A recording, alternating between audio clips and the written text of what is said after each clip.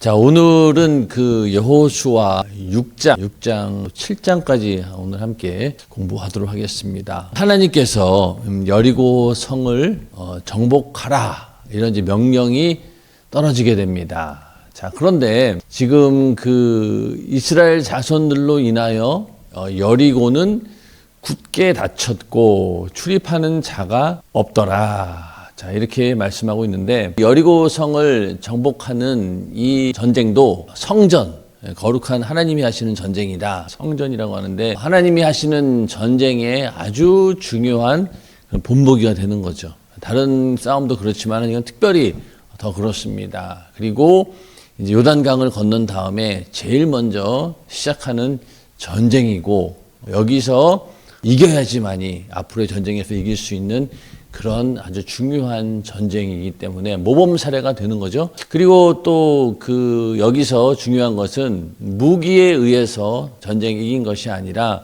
뭡니까? 무조건 하나님 말씀에 순종한 것 외에는 다른 게 없어요. 다른 전쟁에 비해서 이 여리고가 무너진 사건은 그냥 오직 이스라엘의 순종 그거밖에 없는 거예요. 자, 그리고 요단강을 건너면서부터 이제 거침없이 이제 이스라엘 백성들이 그 가나안을 정복하는 그런 과정이기 때문에 굉장히 중요한 전쟁입니다. 그 여리고 성이라고 하는 곳도 굉장히 이제 오래된 그런 도시고 인간의 힘으로는 도저히 뚫을 수 없는 그런 요새와 같은 그런 곳이다. 웬만해 가지고는 여리고 성은 정복할 수 없을 것이다 라고 할 정도의 굉장히 견고한 그런 성이기도 합니다. 그리고 1500에서 2000명도 거주하고 있는 그런 성인데, 자, 여기 보면은 문을 닫고 있어요. 문을 닫고 있다. 자, 이거 왜 문을 닫고 있을까요? 굳이 싸울 필요가 없어요. 왜냐면은 이 여리고 성이 워낙 견고하기 때문에 안에서는 이 성을 뚫고 올 수가 없는 거예요. 그러니까 이 여리고 성에 있는 사람들이 어떻게 판단했느냐? 괜히 싸워가지고 우리가 승산 없는 그런 일을 하기보다는 차라리 그냥 문을 닫고 이스라엘이 포기하도록 기다리자. 이것도 하나의 전술인 거죠. 그냥 가만히 있는 거예요. 그러면은 그 바깥에서 공격하는 군대 입장에서는 시간이 지나면 지날수록 어때요? 이게 식량도 없고. 그러니까 결국은 질 수밖에 없는 거예요. 그런데 이 여리고성 안에 있는 사람들은 그 안에 식량도 있고 그러니 문을 닫아놓고 그냥 가만히 있으면은 이길 것이다. 그래서 이제 그렇게 대처를 한 겁니다. 승산 없는 싸움할 필요가 없는 거죠. 그런데 하나님께서 여호수아에게 이르시되 보라 내가 여리고와 그 왕과 용사들을 내 손에 붙였으니 이미 하나님께서 너희가 그 성을 네 손에 붙였다 명령을 하십니다. 그런데 그 다음에 하나님께서 명령하시는 부분이 너무나 어처구니 없는 것이죠. 너희 모든 군사는 성을 둘러 성 주위를 매일 한 번씩 돌되 엿새 동안을 그리하라. 그러니까 성을 매일 한 번씩 돌라는 거예요. 운동시킨다라기보다는 우리가 왜 예전에 성전 건축을 할 때 여리고 성을 정복하듯이 성전 건축 터에 가가지고 삥 둘러가지고 이렇게 통성기도하고 막 그랬어요. 그게 이제 왜 그러냐? 우리가 이 성전을 건축해서 정복하는 그런 단계에서 우리 성도들이 모여가지고 마치 그 여리고성을 도는 것처럼 기도하고 악한 마귀 없어 틈타지 못하고 우리가 정복한다. 그래서 이제 성전을 모여가지고 기도하는 것도 있고 또 어떤 경우에는 지성전 같은 경우 이제 동탄도 아마 그랬을 거예요. 아마 이 성전을 막 찾아다니잖아요. 그럼 저기가 우리 교회 성전이 됐으면 좋겠다. 그렇게 딱 믿음으로 받아들이는 순간 그걸 정복하기 위해서 일부러 거기서 뺑뺑 돌아 일부러 돌면서 하나님 이거 우리에게 주세요. 막 이렇게 믿음을 보이는 거예요. 하여튼 하나님께서 매일 엿새 동안을 돌라고 먼저 명령을 하십니다.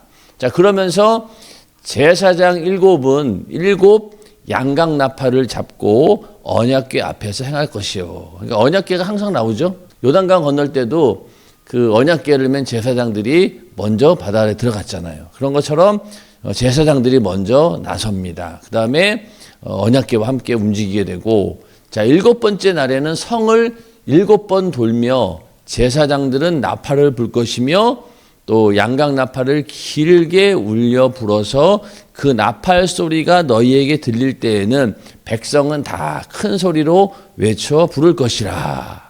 그리하면 그 성벽이 무너져 내리리니 백성은 각기 앞으로 올라갈지니라 하시매. 자, 너무나 간단하죠. 매일 한 바퀴씩 돌아. 그리고 7째 날에는 7번 돌고 나팔을 불 때 백성들이 큰 소리로 외쳐 부르라. 본교 찬양대 보면 여리고 찬양하잖아요. 처음에 그거 들었을 때 충격받았어요. 야, 진짜 멋있다. 갑자기 막 하다가 막 소리를 지르니까 갑자기 막 깜짝 놀랐어. 처음에 그 찬양 들을 때. 그런 것처럼 그 많은 이스라엘 백성들이 성을 돌다가 갑자기 그냥 외쳤으니 소리가 얼마나 컸겠냐고. 물론 그 소리 때문에 무너진 건 아니지만 하여튼 하나님이 하라는 대로 나중에 하게 되는 거죠. 자, 그러니까 이건 한마디로 얘기해서 하나님의 역사라고 밖에 인정할 수밖에 없는 거잖아요. 이러한 전술이 어디 있으며 이게 뭐 통하기나 하겠냐고요. 보통 사람들 같으면. 여호수아니까 그동안 하나님과 함께했던 세월도 있고 그러니 받아들이지 일반 장군들이나 군사들이라 그러면 이게 받아들이겠냐고요. 하나님과 함께하는 그런 신앙생활 자체가 사람들은 이해 못해요. 매일 주일날 예배드리러 오고 또 매일 밤마다 기도 모임 오고 이런 예배드리러 가고 뭐 이런 것들을 세상 사람들이 봤을 때는 야, 저게 뭐 이게 쓸데없는 시간 허비하는 거 아니냐. 뭐하러 그렇게 열심히 하냐? 그렇지만은 우리는 어때요?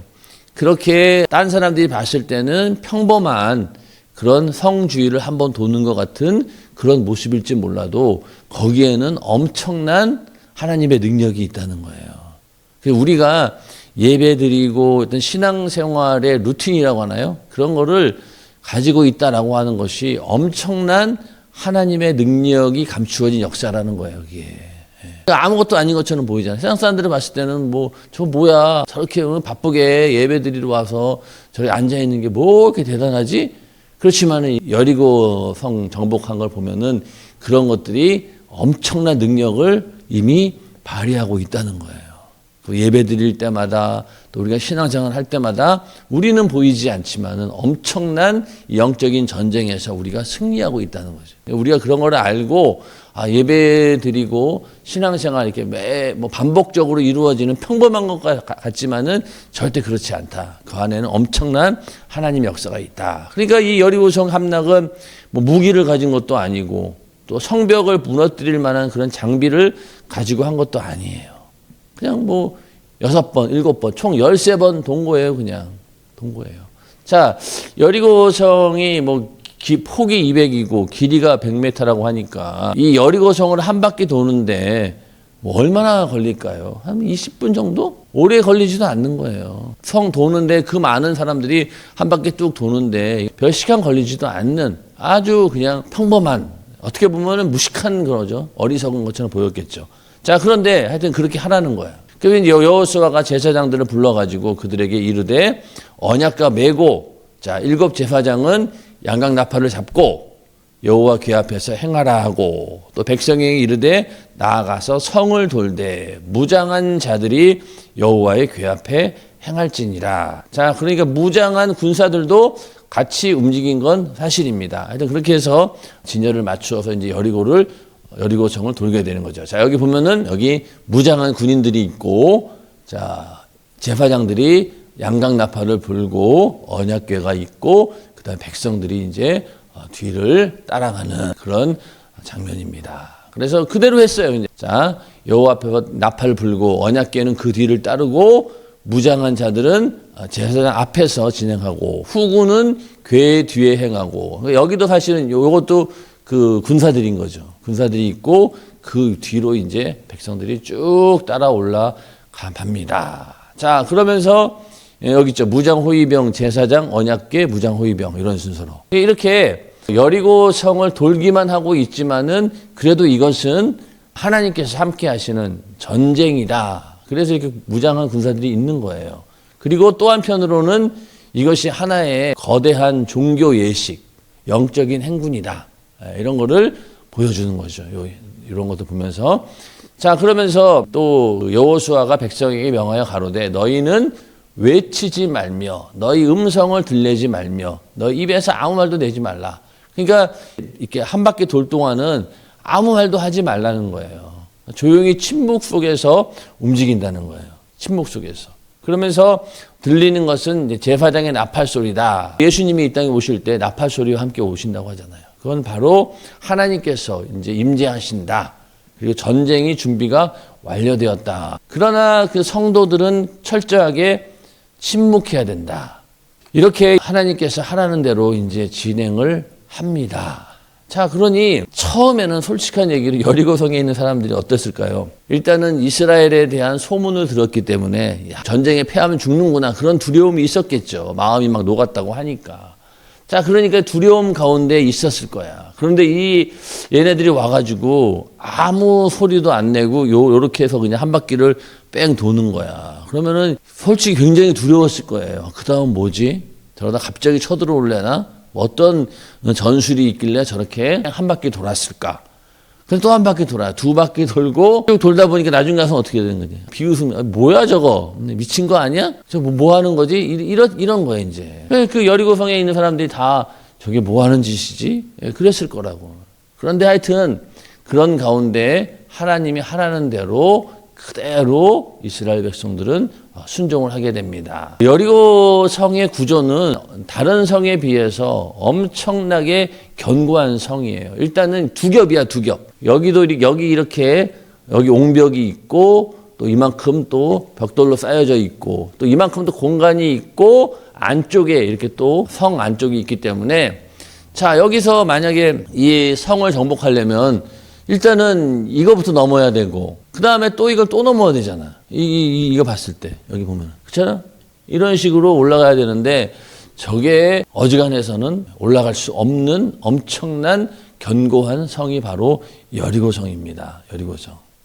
그러니까 이러한 이 요새이기 때문에 여기를 어지간한 군대를 가지고 들어간다라고 하는 것은 불가능한 일이었던 거예요. 그러니까 이제 여리고에 있는 사람들은 이제 가만히 기다리기만 한 거죠. 자, 그래서 이렇게 여리고성을 이제 쭉 이렇게 돌았던 거예요. 6번.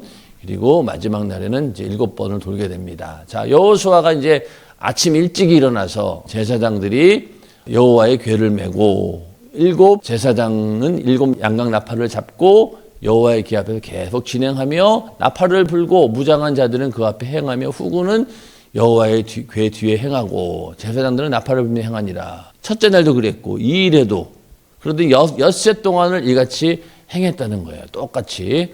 그리고 7째 날에는 어떻게 했어요? 7째 날에는 일찍이 일어나서 여잔한 방식으로 성을 7번 도니 성을 7번 돌기는 그날뿐이었더라. 그러니까 총 13번을 돈 거죠. 13번을 돈 겁니다. 그러면서 이제 여호수아가 백성에 이르되 외치라. 나팔 불 때 외치라. 그러니까 또 여호와께서 너희에게 이 성을 주셨느니라. 그러면서 이 성과 그 가운데 모든 물건은 여호와께 바치되 기생 라합과 무릇 그 집에 동거하는 자는 살리라. 이는 그가 우리의 보낸 사자를 숨겼음이니라.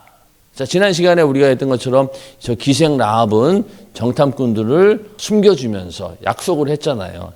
분명히 너희는 살려주겠다. 그러니까 그 말 그대로 여리고성을 주셨는데 그 가운데 모든 물건은 여호와께 바치되 그 기생 라합과 그 집에 동거하는 자는 살려줘라. 그런 얘기입니다.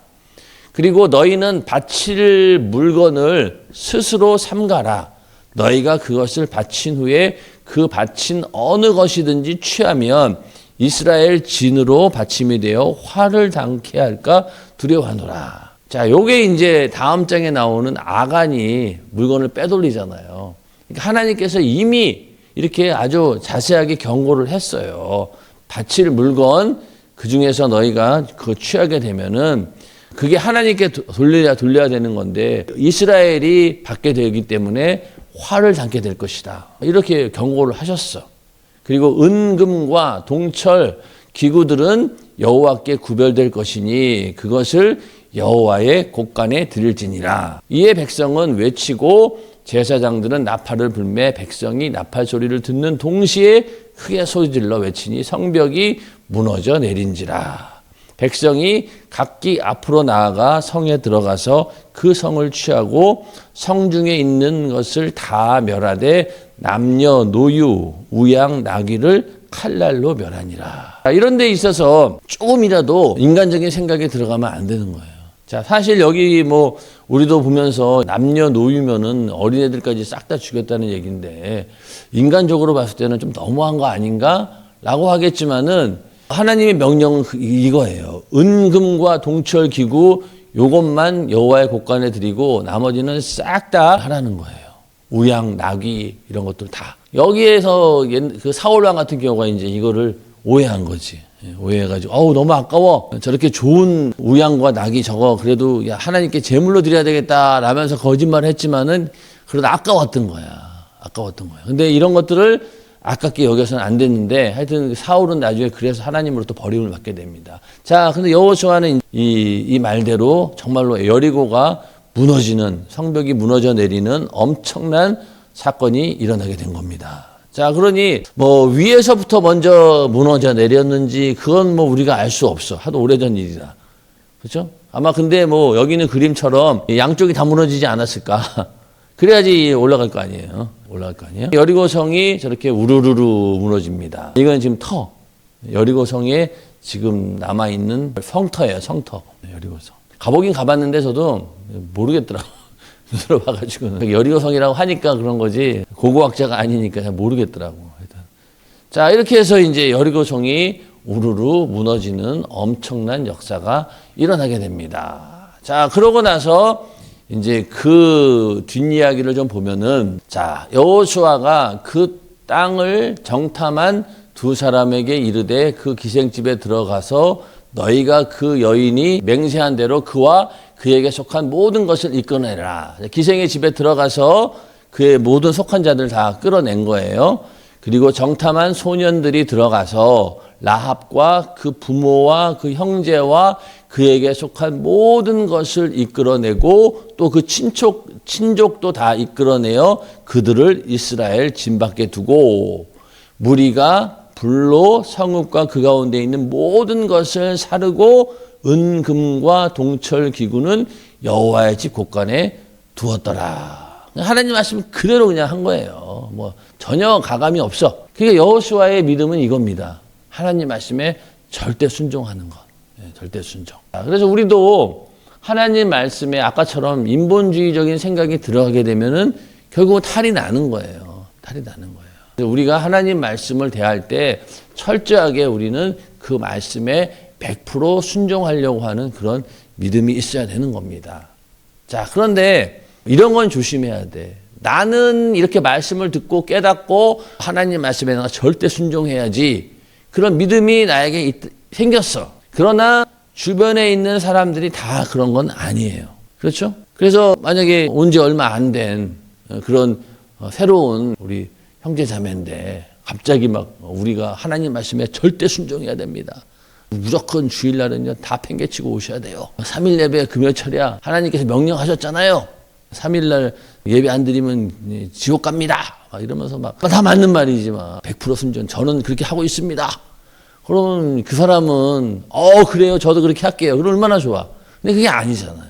그 사람은 그런 믿음이 준비가 안 된 거예요. 그러니까 그렇게 믿음이 생길 때까지는 뭐 어쩔 수 없이 기다려줘요. 주일날 안 나와야 되는데 나올 수 있는 내 믿음으로 봤을 때는 충분히 나올 수 있는 상황인데도 그 사람 안 나오잖아. 그럼 답답하지. 목구녕까지 그냥 정신 차리고 제발 좀 주일날 좀 똑바로 해요. 이렇게 하고 싶지만은 그렇게 했다가는 부작용이 생기니까 가만히 있는 거예요. 그럼 기도만 하고 그러다가 이제 어느 날 이제 그 사람이 하나님 말씀을 듣고 은혜를 받았어요. 그러면 어때요? 그때부터 시키지도 않았는데 막 열심히 나오잖아요. 얼마나 그때 참 뿌듯하겠냐고. 그렇게 우리는 내 믿음을 강요해서는 절대 안 된다. 그리고 만약에 강요하려거든 충분히 그 사람의 마음을 얻을 만큼 관계가 있어야 되는 거죠. 그러니까 어려운 거지.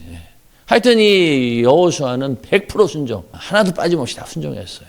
자, 그리고 참 여기 보면은 이 기생 라합과 그 아비의 가족과 그에게 속한 모든 것을 살렸으므로 그가 오늘날까지 이스라엘 중에 거하였으니. 이게 참 어떻게 보면은 이 하나님께서 사실 그 라합이라고 하는 여자가 볼 게 뭐가 있어요. 기생이고 천한 사람이고 그런데 그냥 하나님의 일을 도와주었다라고 하는 하나님의 그 하시는 일에 동참하고 끝까지 믿음을 지켰다는 그 이유 하나로 이 엄청난 이 조금에서 이 집이 다 구원을 받은 거예요. 그러니까 이거는 정말로 그 라합의 믿음 그리고 하나님의 자비와 은혜를 보여주는 하나의 단편적인 모습입니다. 그러니까 아무리 하나님의 심판과 이런 재앙이 있다 하더라도 믿음 있는 자는 하나님께서 끝까지 살려주신다는 거예요. 네, 살려주신다. 그러니 우리도 이제 마지막 때에 엄청난 환란이 온다고 하잖아요. 그럴 때 우리도 이 기생 라합과 같은 그런 믿음이 있다면 하나님께서 끝까지 우리를 책임져 주신다. 그런 걸 알고 하나님과의 이런 믿음을 보여주는 게 굉장히 중요하죠. 그러니까 이렇게 참 별일 아니고 어떤 경우에는 뭐 그까짓 거 그냥 잊어버릴 수도 있잖아요. 근데 끝까지 이걸 또 지켜냅니다. 그리고 나서 오늘날까지 이스라엘 중에 거하였으니 이는 여호수아가 여리고를 탐지하려고 보낸 사자를 숨겼음이었더라. 그러니 여자 이 라합 때문에 그 가족이 다 산 거 아니에요. 그러니 그 불타고 있는 여리고성을 바라보면서 라합 가족들은 어떤 생각을 했을까요? 야, 진짜 감사하다라는 말보다는 굉장히 어떻게 보면 두려워할 수도 있겠죠. 야, 우리 까딱하면 저렇게 죽을 뻔했는데 내가 살아났구나. 그러한 구원에 대한 긴박한 인식이 사실은 우리에게도 있어야 됩니다. 우리도 다를 바 없잖아. 오히려 여리고성에 무너지는 것보다 훨씬 더 우리는 죄값으로 인해서 지옥에서 형벌을 받아야 되는데 그 가운데서 우리가 이렇게 살아났다라고 했을 때 천국에서 불타는 지옥을 보면서 우리는 어떤 마음을 하겠냐고. 야, 정말로 하나님의 자비와 은혜 감사하다. 내가 그 하나님의 사랑을 만나지 않았다면 하나님의 그 약속을 끝까지 붙들었기에 이런 영원한 행복이 있는구나. 그러면서 그 지옥을 보면서 얼마나 안도의 한심을 내셨겠냐고. 그래서 이 라합은 결국은 거기서 이스라엘 중에 거하면서 거기 있는 이스라엘 사람과 결혼을 해가지고 믿음의 조상이 됐잖아요. 믿음의 조상이 됐잖아요.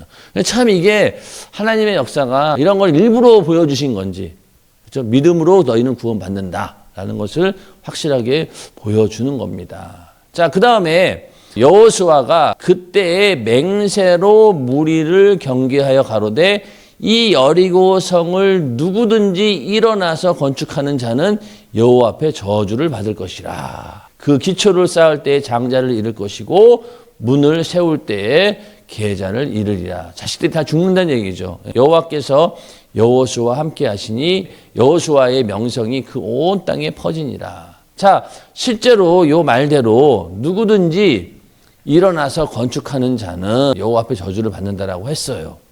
자, 생각해 보세요. 여리고성이 무너졌어. 그러면 나중에 그 빈터에다가 세우고 싶은 욕심이 있지 않겠냐고. 야, 여리고성처럼 똑같이 지어서 우리도 다시 한번 그런 요새를 만들어서 적들의 침입으로부터 막을 수 있는, 야, 이 좋은 자리를 왜 그냥 놀리냐. 야, 짓자. 그래서 실제로 열왕기 상이면 이때 그 후대에 베델 사람 히엘이라고 하는 사람이 여리고를 건축하였는데 저가 그 터를 쌓을 때에 맏아들 아비람을 잃었고 그 다음에 그 문을 세울 때에 마지막 아들인 스굽을 잃었으니 여호와께서 눈의 아들 여호수아로 하신 말씀과 같이 되었더라. 그러니까 이게 무서운 거죠. 그러니까 이게 다시는 일어설 수 없는 거예요. 이집트라고 하는 나라를 보세요. 절대 권력을 가졌던 그런 제국이잖아. 그런데 한번 무너지니까 다시 세우지를 못하는 거예요. 그러니까 이집트 그 이후 역사를 보세요. 세계 무대에 뭐 이게 중심이 될 수가 없잖아.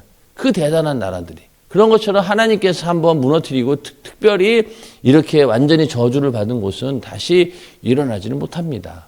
일어나지 못해요. 자, 가끔 가다가 이탈리아, 로마 같은 경우도 그런 생각이 들어요. 하나님을 대적하고 기독교인들을 핍박하고 그렇잖아. 결국은 그 대단한 로마도 힘을 못 쓰잖아. 근데 이스라엘은 어때? 지금도 여전히 강력한 강대국이에요. 그런 거 보면은 하나님께서 한번 세운 민족은 끝까지 책임지시고 완전히 망한 데는 절대로 다시 일어나지 못하도록 완전히 하나님께서 이렇게 만드신다. 여리고성이 그런 거예요. 실제로 이런 일이 벌어진 거예요. 지금도 여리고성은 아무도 이 말씀이 있는데 누가 거기다가 성을 또 세우겠냐고. 못 세우는 거지. 이게 아마 오늘날에도 아마 뭐 세월록 하면 이런 저주를 받을걸요? 그러니까 참 무서운 거죠. 자, 그 다음에 이제 여호수아의 명성이 그 온 땅에 퍼지니라. 자, 여리고 정복으로 인한 가장 큰 효과는 바로 여호수아라고 하는 인물이 실제로 이제 전쟁에서 처음으로 대승을 거둔 거예요. 그러니 사람들로 하여금 야, 여호수아라고 하는 그 사람이 대단한 사람이구나. 정말 모세와 같은 그런 능력을 가진 자다. 그러니까 모세의 후계자로서 신임을 얻게 되었고 여호수아의 어떤 지도력을 입증하는 그런 전쟁이 되는 겁니다. 근데 전쟁에 보면은 뭐 여호수아가 사실 특별히 뭐 한 건 없어요. 그냥 뭐 순종. 여리고성 돌래니까 돌고 그거밖에 한 거 없잖아요. 그런데도 여리고성을 무너뜨려서 결국은 여호수아의 명성이 온 땅에 퍼지게 되는 그런 역사가 있었습니다. 자, 그 다음에 이제 6장이 끝나고 이제 7장에 들어가게 되는데, 자, 7장에서 이제 아이성 전투에서 패배를 하게 됩니다. 이거는 진짜 생각지도 않았던 그런 거예요. 자, 이스라엘 자손들이 바친 물건을 인하여 범죄하였으니 이는 유다 지파 세라의 증손 삽디의 손자 갈미의 아들 아간이 바친 물건을 취하였습니다. 여호와께서 이스라엘 자손들에게 진노하시니라. 자, 그래서 아까 그 사전 경고가 있었죠? 예, 바친 어느 걸 취하면은 이스라엘 진으로 바침이 되어 화를 담게 할까 두려워하노라. 이런 분명히 하나님의 사전 경고가 있었는데 그 가운데 저 아간이라고 하는 사람이 이 말씀에 불순종하고 바친 물건을 취하게 됩니다. 자, 아간이라고 하는 사람은 12지파 중에서 가장 으뜸이 되는 유다 지파에 속한 사람이에요. 자, 그리고 여기 보면은 세라의 증손, 세라, 삽디, 갈미, 이렇게 세라, 삽디, 갈미, 이렇게 거의 뭐 4대, 아간까지 하면 4대의 계보가 다 나온 거예요. 굉장히 뭐예요? 아주 뼈대 있는 집안인 거지, 이제. 유다 지파 중에서도 한가락 하는 그런 인물인 거예요. 웬만하면은 그냥 아간만 나와도 되는데 보면은 굳이 저렇게 이제 갈미, 그치? 아간, 갈미, 삽디, 세라. 이런 식으로 보여준 이유가 뭐야? 이 사람은 굉장히 유력한 집안이고 뼈대 있는 집안인 거야. 그런데 그런 아간이 이렇게 바친 물건을 취하는 엄청난 범죄를 저지르게 됩니다. 여호수아가 여리고에서 사람을 베덴 동편 베다웬 곁에 있는 아이로 보내며 이제 여리고에서 이제 아이라고 하는 곳으로 이제 보냅니다. 지명 이름이에요. 그들에게 일러 가로되 올라가서 그 땅을 정탐하라 하매 그 사람들이 올라가서 아이를 정탐하고 에게로 돌아와서 그에게 이르되 백성을 다 올라가게 말고 2-3천 명만 올라가서 아이를 치게 하소서. 그들은 소순이 모든 백성을 그리로 보내어 수고롭게 마소서. 이런 정탐 보고가 옵니다. 그런데 자, 앞에 정탐꾼들을 대부분 보면은 하나님께서 여기를 우리가 붙여주셨습니다. 우리에게 주신 것이 분명합니다. 막 이렇게 얘기할 거 아니에요. 근데 여기에는 그러한 보고가 빠져 있고 오히려 인간적인 그런 내용이 들어가게 됩니다. 딱 봤더니만은 그냥 뭐 2-3천 명 정도만 올라가도 충분히 우리가 이길 것 같다. 그런 인간적인 생각을 하게 된 거예요. 자, 그런데 이걸 이제 여호수아도 놓친 거지. 왜냐면은 지금 요단강을 건넜죠. 그리고 또 그 여리고성을 무너뜨렸죠. 그러니 이게 승승장구, 야, 잘 나가고 있구나. 그런데 이 부분에 대해서는 전혀 예상을 못했던 거야. 분명히 이런 경고가 있었음에도 불구하고. 그래서 여기서 여호수아가 이런 정탐을 보고 받을 때 이 보고를 받고 나서 여기서 뭘 해야 됐겠어요? 요거에 대해서 기도를 했어야죠. 기도해서 하나님, 우리가 정탐하고 왔는데 거기는 숫자가 적어서 우리가 한 3천 명 정도 가면은 가서 승리할 수 있을 것 같습니다. 그렇게 해도 될까요? 라고 하나님께 여쭤봤어야 된다는 거예요. 그러면은 하나님 입장에서 안 된다.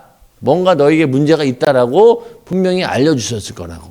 근데 그거를 여호수아가 놓친 겁니다. 놓친 거예요. 거기에는 여러 가지 이유가 있겠죠. 역시 아무리 그 여호수아가 하나님 말씀에 절대 순종한다 하더라도 결국 인간은 인간인 거예요. 한계가 있는 거예요. 그렇게 생각해봐요. 그렇게 막 요단강 건너고 막 여리고성이 무너지는 걸 딱 눈앞에 봤을 때 이 우쭐해지지 않겠냐고요. 또 아까 여호수아의 명성이 커졌다고 했잖아요. 그러니 그런 순간을 틈타고 이 악한 역사가 이제 생각 속에 틈을 타는 거예요. 그러니 여기서 인간적인 그런 판단을 하게 됩니다. 판단하게 돼요. 그러니까 지금 여호수아도 아마 자기가 교만해지려고 그런 건 아닐 거예요. 그런데 이렇게 빈틈이 생기는 거죠. 그래서 우리가 이 마귀 역사가 틈탈 때는 이렇게 잘 나갈 때 조심해야 되는 거예요. 잘 나갈 때. 자, 그래서 3,000명쯤 데리고 이제 올라갑니다. 그런데 올라갔다가 아이 사람 앞에서 도망하니 아이 사람이 그들의 36인쯤 죽이고 성문 앞에서부터 스바림까지 쫓아와서 내려가는 비탈에서 쳤으므로 백성의 마음이 녹아 물같이 된지라. 한마디로 얘기해서 완전히 전쟁에서 패배합니다. 여리고성에서 한 24km 정도 떨어진 어떤 산악지대에 위치한 성이었어요. 자, 그러니 자 여기 보면은 백성의 마음이 녹아 물같이 된지라. 자, 이 얘기는 어서 쭉 나왔어요. 가나안 사람들이 이스라엘 군대를 보고 마음이 녹아가지고 물같이 되었다라고 쭉 얘기했잖아요. 그런데 이제는 자기네가 이렇게 된 거야. 백성의 마음이 녹아 물같이 된지라. 이때 정말로 하나님께서 자기들을 보호하지 않는다라고 하는 것이 가장 두려운 일이었던 거죠. 하나님께서 우리와 함께하지 않는다. 이것이 엄청난 두려움으로 오게 된 겁니다. 왜냐하면 지금까지 전쟁에서 이스라엘 백성들의 전력이나 이런 걸 가지고는 도저히 이길 수 없는 그런 전쟁이었어요. 그런데 그때 이길 수 있었던 유일한 이유는 하나님께서 우리를 보호해 주고 있었기 때문에 가능한 일이었는데 이제 여기에 대한 믿음이 이제 무너지기 시작한 거죠. 야, 이거 하나님이 우리와 함께 하지 않네. 야, 이제 전쟁에 우리가 질 수도 있구나. 그런 생각을 하게 되었으니 이게 엄청난 이제 두려움이 이제 몰아친 거죠. 자, 그러니까 이제 여호수아가 옷을 찢고 이스라엘 장로들과 함께 여호와의 궤 앞에서 땅에 엎드려 머리에 티끌을 무릅쓰고 저물도록 있다가 이런 옷을 찢고 머리에 티끌을 무릅쓰고 이런 거는 이제 구약시대 사람들이 아주 슬픈 일이 있을 때 하나님 앞에 정말로 절박하게 금식하며 기도할 때 이런 이제 일들을 합니다. 그러면서 여호수아가 가로되 슬프도소이다. 주 여호와여 어찌하여 이 백성을 인도하여 요단을 건너게 하시고 우리를 아모리 사람의 손에 붙여 멸망시키려 하였나이까. 우리가 요단 저편을 족하게 여겨 거하였다면 좋을 뻔 하였나이다. 지금 여호수아가 한 말을 보면은 뭐가 떠오릅니까? 딱. 그렇지. 광야에서 이스라엘 백성들이 원망하는 건 똑같아요, 지금. 차라리 우리가 애굽에 있을 때는 잘 먹고 잘 살았는데 이거 뭐야? 괜히 우리를 광야에 끌고 와가지고 가나안 땅에 간답시고 이게 뭐 하는 거야? 하나님 왜 그러셨어요? 막 이러면서 하는 그런 한탄과 똑같은 거예요. 그러니까 여기서 체념할 것이 아니라 원망할 것이 아니라 우리가 왜 패배했을까? 신중하게 하나님께 물어보는 게 맞다는 거죠. 근데 이제 너무 두렵고 전혀 생각지도 않은 부분이었던 거지. 왜 자기들이 봤을 때는 그냥 하라는 대로 했는데 그리고 충분히 우리 판단으로 봤을 때는 가능한 일이었는데 그래서 원인을 찾으려고 보다는 이런 슬픔과 두려움으로 인해서 좌절하고 있는 그런 여호수아의 모습을 보면서 이스라엘이 그 앞에서 돌아섰으니 내가 무슨 말을 하오리이까. 가나안 사람과 이 땅 모든 거민이 이를 듣고 우리를 둘러싸고 우리 이름을 세상에서 끊으리니 주의 크신 이름을 위하여 어떻게 하시려나이까. 자, 이러면서 이제 하나님 앞에 이러한 연약한 모습을 보여줍니다. 자, 그런데 이제 거기에 대해서 이제 하나님께서 이제 알려주시죠. 책망 그리고 명령이 동시에 내려지게 되는데, 자, 탄식하는 것보다 일단 원인 제거가 급선무고 뭔가 원인을 알아야 될 거 아니에요. 그래서 그 원인을 이제 하나님께서 알려주시고 해결 방법을 제시해 주시는 장면이 나옵니다. 여호와께서 여호수아에게 이르시되 일어나라 어찌하여 이렇게 엎드렸느냐. 이스라엘이 범죄하여 내가 그들에게 명한 나의 언약을 어기었나니 곧 그들이 바친 물건을 취하고 도적하고 사기하여 자기 기구 가운데 두었느니라. 그러니까 이 여호수아 입장에서는 이런 얘기 다 듣고 나니까 머리를 한 대 얻어맞은 것처럼 그래요? 왜 내가 그걸 체크를 안 했지? 막 그런 생각했겠죠. 그래서 이제 하나님을 진노하게 된 이 화근 이거를 제거해야 된다라는 것을 하나님께서 이제 알려주십니다. 자, 우리가 인생 살면서 이러한 절망적인 상황이 오게 됩니다. 그럴 때 우리가 정말로 조심해야 될 것은 자기 감정에 휩싸이면 안 돼요. 자기 연민에 휩싸이면 안 돼. 자, 이런 일이 생겼을 때 슬픔에 가득 차서 나는 뭐 어쩔 수 없는 놈이야.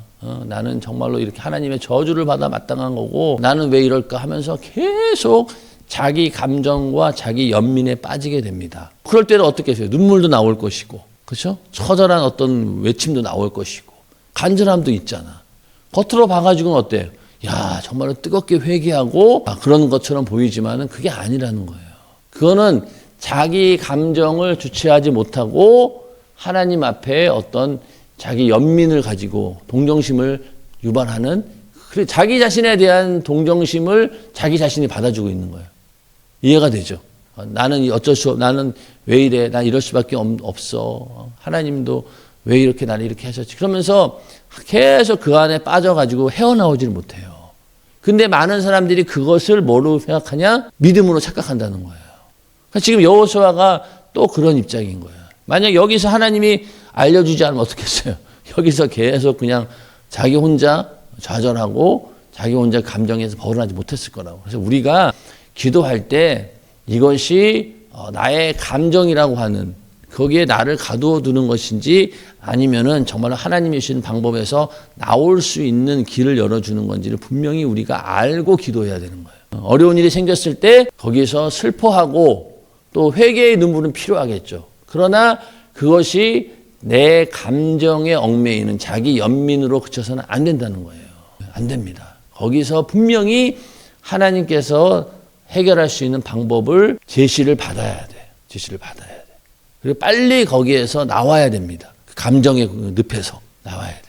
안 나오면 거기 끝까지 악한 마귀 역사는 붙들어 놓는 거예요. 거기서. 근데 어떤 거냐면은 그렇게 있는 게 오히려 하나님의 은혜 안에 있다고 착각하는 거예요. 눈물도 나오지. 그리고 막 어떤 자기 연민에 빠진 것이 마치 하나님께서 나를 막 위로해 주는 것처럼 착각한다는 거예요. 벗어나야 됩니다. 여호수아도 이제 벗어난 거예요, 이제. 그래서 정신을 바짝 차리고 이제 또 하나님 말씀대로 하게 되는데, 자, 그러므로 이스라엘 자손들이 자기 대적을 능치 당치 못하고, 그러니까 왜 하나님께 범죄했기 때문에 결국은 그렇게 되었다라는 것을 이제 알려주는 거예요. 그 앞에 돌아섰나니 이는 자기도 바친 것이 됨이라. 그 바친 것을 너희 중에서 멸하지 아니하면 내가 다시는 너희와 함께 있지 아니하리라. 자, 그러니 하나님께 바쳐야 되는 건데 그것을 인간이 가진 거잖아요. 그러니까 그것이 그대로 남아 있으니 거기에 대해서 말씀하고 있는 거예요. 그러니까 아간이 하나님 것을 훔쳤어. 그리고 인간이 가질 수 없는 거룩한 것인데 그걸 내가 소유함으로 인해서 그 공동체 전체가 부정해진 거예요. 하나님께 가야 될 게 그 인간들 그 안에 있었으니까. 그러니까 이스라엘이 지금 이렇게 멸망을 받게 되는 그런 상황입니다.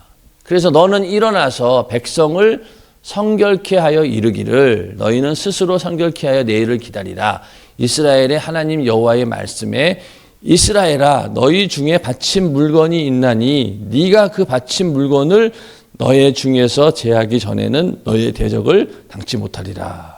그러니까 빨리 그거를 제거하지 않으면은 절대로 앞으로 너희 전쟁에서 승리할 수 없다. 그러니까 진멸되어야 할 것이 진멸되지 못하면 이스라엘이 진멸된다는 거예요. 이만 하나님 두려운 하나님인 거죠, 어떻게 보면은. 그러니까 이 아이성 전투의 패배 원인은 다 진멸시켜야 되는데 진멸하지 않은 거예요. 자, 그러니 나중에 그 사울 왕이 했던 실수가 얼마나 큰 건지 알겠죠. 그 자리에서 사실은 사울 왕은 아간처럼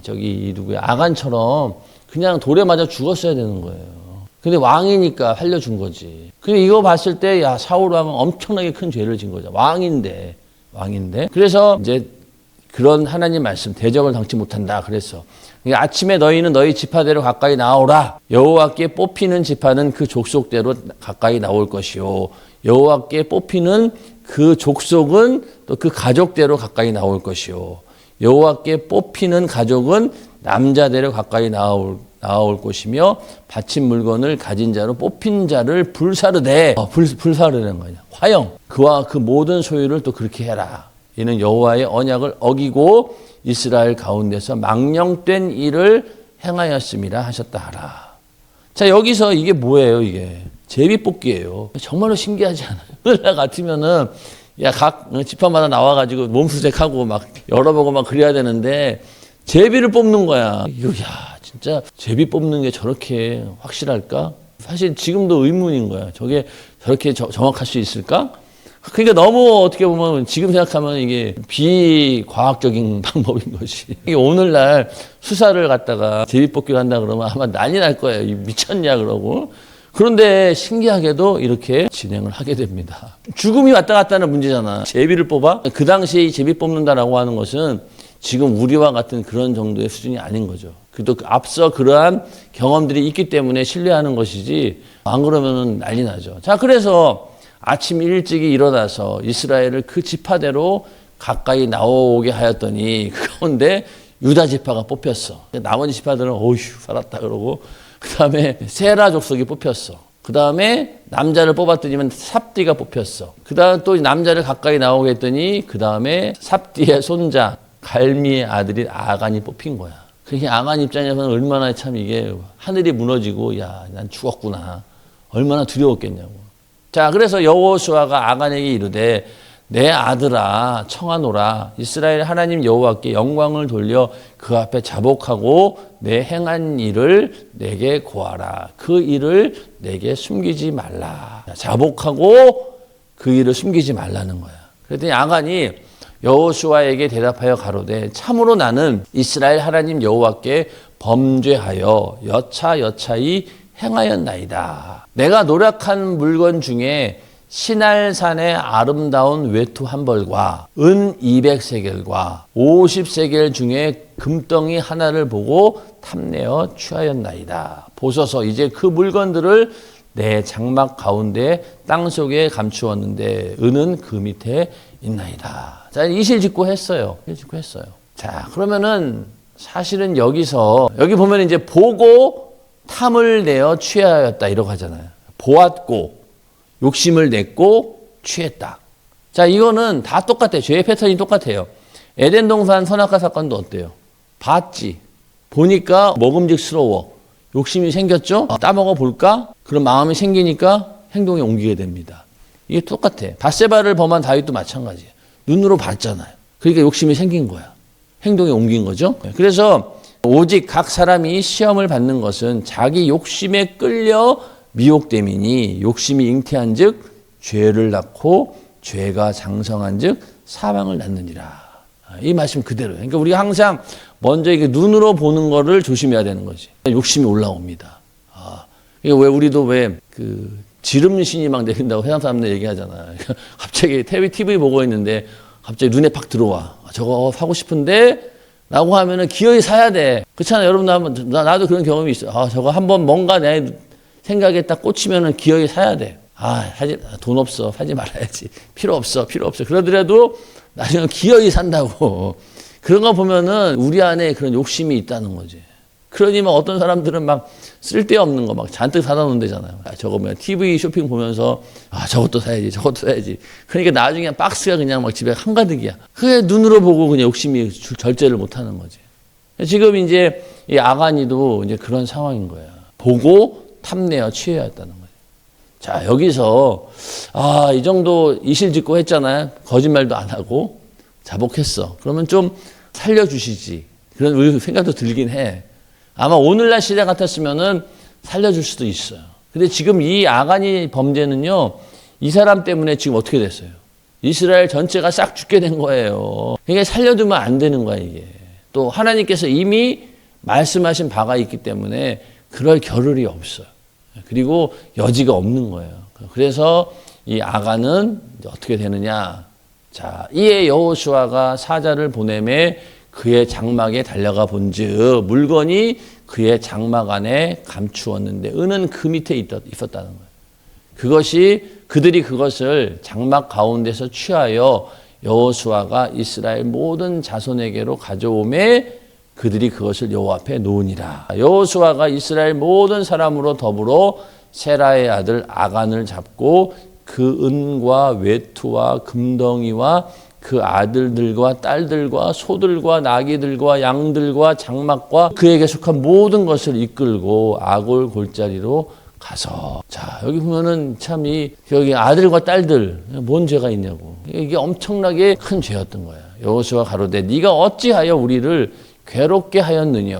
여호와께서 오늘날 너를 괴롭게 하시리라 하니 온 이스라엘이 그를 돌로 치고 그것들도 돌로 치고 불사르고 그 위에 돌무더기를 크게 쌓았더니 오늘날까지 있더라.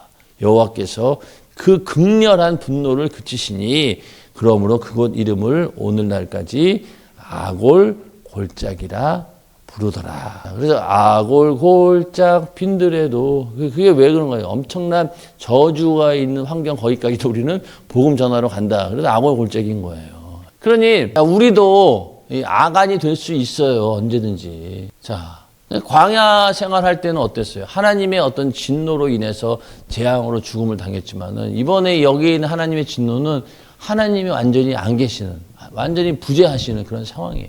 그래서 여호와와 함께한다, 하나님과 함께한다라고 하는 것이 이스라엘 백성들의 가장 확실한 구별점인데 이거를 놓쳐버렸으니 이렇게 엄청난 그런 재앙이 오게 된다.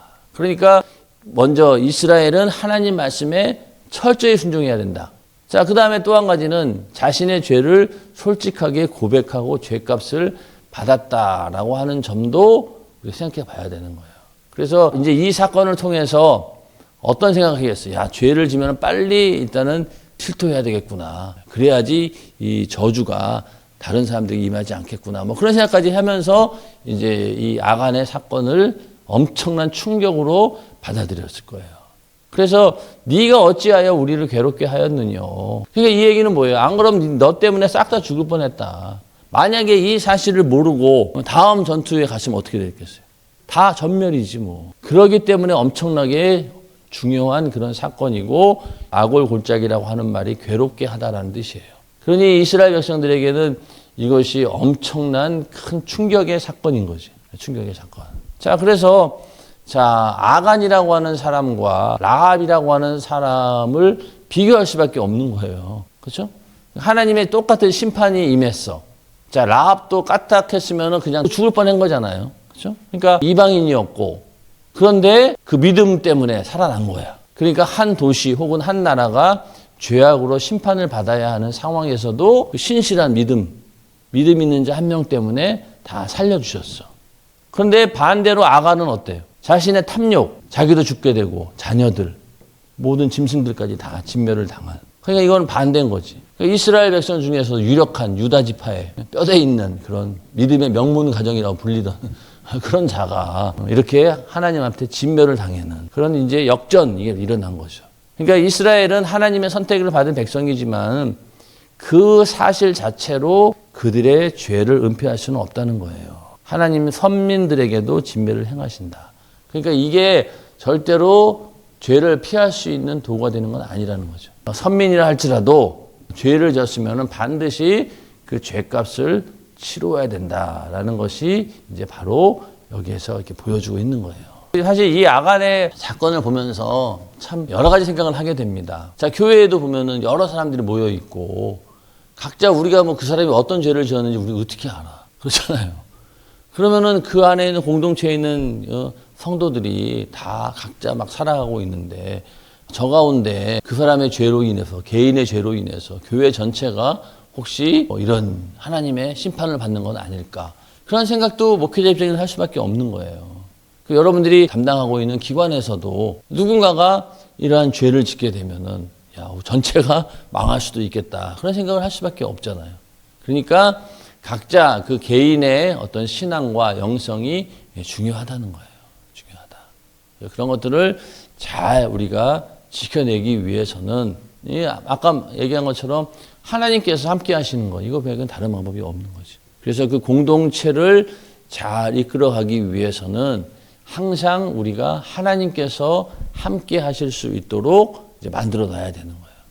그래서 그 기관을 이끌어가는 사람들이 기도하지 않으면은 이런 일들이 생겨나게 된다. 그러니 사실 교회가 부흥이 안 돼요. 그 목회자가 막 열심히 하는데도 부흥이 안 돼. 그건 이제 왜 그럴까요?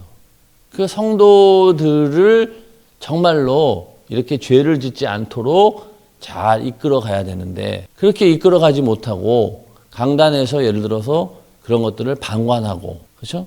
그런 죄에 대해서 지적하지 않고, 그러다 면 어떻게 되겠어? 그 뭐 성도들은 뭐 자기 멋대로 온 거지. 그러다 보니까 뭐 교회 분위기는 좋을지 몰라도 어떻습니까? 그 안에 있는 죄가 해결이 안 되면은 결국은 교회가 부흥이 안 되는 거예요. 그래서 담임 목사님도 목회자들에게 끊임없이 하는 말이 인본주의적인 그런 생각들을 버려라. 정말로 강단에서는 죄를 지적하고 강하게 말씀을 전파해서 그들이 이렇게 아간처럼 죄를 짓지 않도록 만들어야지. 그래야지 그 공동체가 교회라고 하는 것이 정상적으로 거룩하게 하나님의 은혜 가운데 움직일 수 있다라는 그런 생각도 하게 됩니다.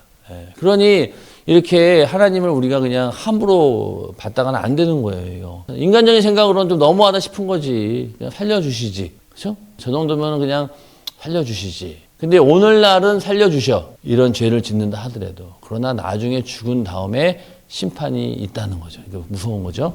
자, 그렇게 해서 오늘 6장, 7장을 함께 공부를 우리는 해보았습니다.